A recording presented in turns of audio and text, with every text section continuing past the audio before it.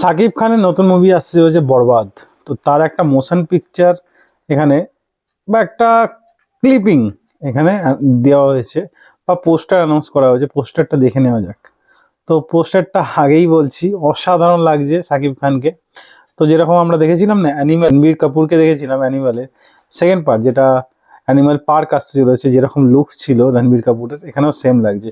তবে বাংলাদেশে এরকম মানে লুকস হিরো আগে কখনো দেখিনি, কিংবা সাকিব খানে এরকম লুকস আমরা আগে কখনো দেখিনি।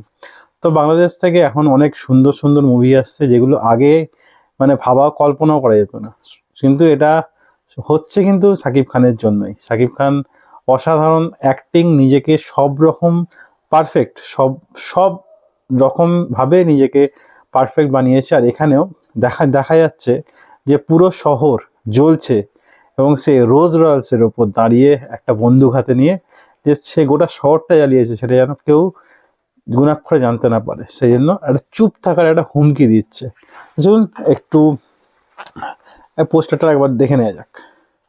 1 2 3 স্টার্ট। ওটা শহর জ্বলছে। ওকে, বরবাদ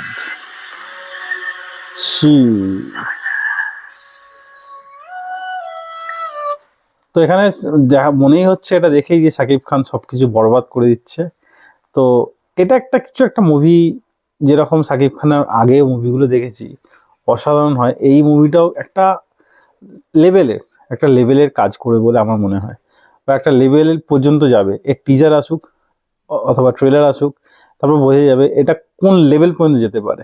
তো যেরকম এখন বলিউডের একটা মারাত্মক অ্যাকশন মুভি আমরা বাংলাদেশে বা খুব ব্রুটালি বাংলাদেশে সেরকম দেখি নেই বললেই চলে, সেটা আমরা দেখতে চলেছি বরবাদে।